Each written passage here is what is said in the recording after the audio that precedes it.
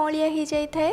आ संग ये चाउल मेथी को बतुरे नहीं पूरा 6 घंटा कि राति सारा भी बतुरे पारे। 5 ରୁ 6 घंटा निहाती बतुरे ने जिते भल से बतुरी थी चाउल आमर से बढ़िया से चिकन ही ग्राइंड होता है।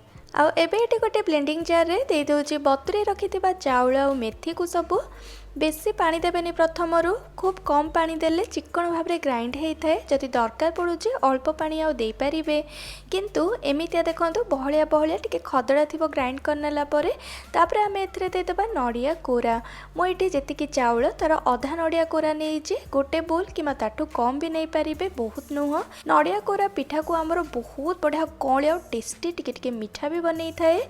ता संग को एठी म दे देली बतुरे नैथिबा चूड़ा को आउ देदबा अल्प अल्प करिकी पानी। प्रथम कम देथिबे सब बेले बढ़िया से चिकन भाव में ग्राइंड करनेबे। तो देखि पारुचंती पूरा चिकन बहलिया बहलिया एठी हमर ए पिठो हो जाई रेडी, जोटा कि बिना बिरी रे पेट बिल्कुल खराब हेबनी। आ जेहेतु एथिरे चूड़ा नड़िया पड़ी तो बहुत सॉफ्ट आ सांग को फ्लफी भी पिठा तैयारी हबो।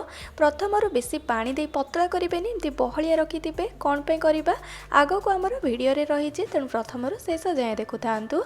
तो एमितिया करिकी आकु आमे एबे बाहर रखिदबा कवर करिकी किछि समय पई।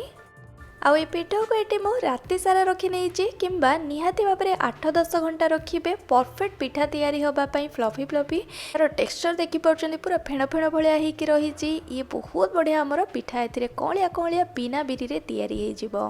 तो एथिरो किछि मु पिठो को काढ़ी नौची, कारण आम सबुथिरे लुण दबानी ना तो खराब हो। ये पिठो को आपड़ जी बड़ी जाऊँगी ताको आराम से फ्रिज भितर स्टोर करके रखिपारे 5-6 दिन पर्यंत। जेतिकी दरकार एमितिया स्वाद अनुसार लुण देकी ता संग को खाइबा सोडा देदेवे खूब कम, 1-1.5 चिमुटा दे दीजिए, कारण आम चूड़ा नड़िया देइचंती नहले अधिका कौलिया होगी भांगी जीव पिठा उल्टेला बेले।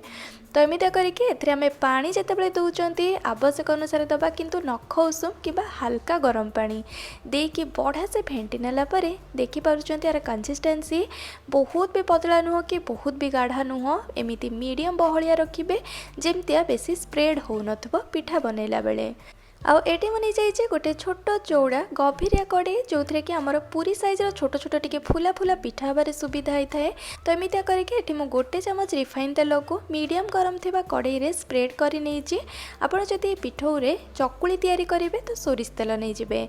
तो ये मुझे देदेची सेंटर रे 3 टंका पिठौ, बेसी भी पतला करेनि ना तो भांगी जीव उल्टेला समय टिके हल्का आधा इंच पर पिठा आमर मोटा रहिबो, से अनुसार पिठौ देदेबे। आको एमितिया लो फ्लेम करिके कवर करी सिझिबा पई छाड़ी दबा किछि समय पई, जोटा कि मैक्सिमम 3 ରୁ 4 मिनिट गोटे साइड लगी थाए। बेसी कले नहले टिके टाण कि क्रिस्पी हो।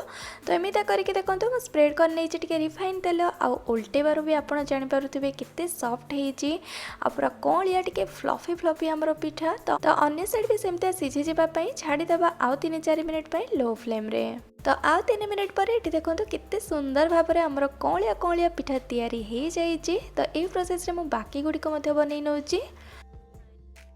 आउ एबे एटी मु आउ किछि पिठौ काढ़ी आनी जो थे कि मुझे देदे अल्प टिके कि स्वाद अनुसार लुण, ता संग को 1-1.5 चिमुटा परी खाइबा सोडा। आउ आमर एटी मु गुड़ एटी यूज करुच्ची, जोटा कि बहुत सुंदर रंग ए पिठार आसवा सांग को हल्का मीठा मीठा ए पिठार टेस्ट आहरी बढ़ी जाए।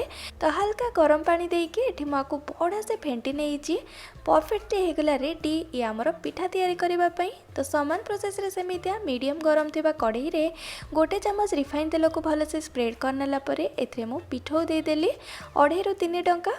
आउ आको आमे कवर करिके सेमती सिझेई नबा 3-4 मिनिट पई लो फ्लेम रे। वाओ आपण देखिपारुचंती केते सुंदर कलर आसी आमर गुड़ पिठार, ता संग को टिके हल्का मीठा मीठा केते कौलिया भी देखिपारुचंती हेछि उल्टेबारु जानि पारुथिबे।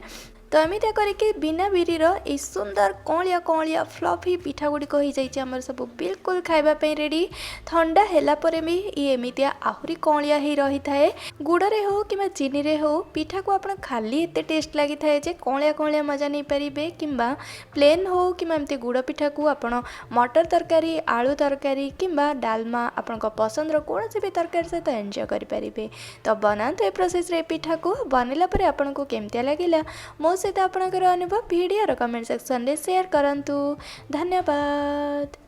तो बिना बिरी सुपर सॉफ्ट पिठा तैयारी करबा पई एठी हमको दरकार पिठा बना अरुआ चाउल कि इडली डोसा पई चाउल होता है ताकू भी नहीं पारे 2 बोल कि 250 ग्राम नहीं ता संग को मेथी गोटे चमच चाउलर अधा कि गोटे बोल पाखापाखि नहीं जाइए नड़ियार कोरा चूड़ा नहीं चाउलर अधा कि पाखापाखि गोटे बोल ता संग को नहीं गुड़ कि जगह आप चीनी भी नहीं पारे लुण आ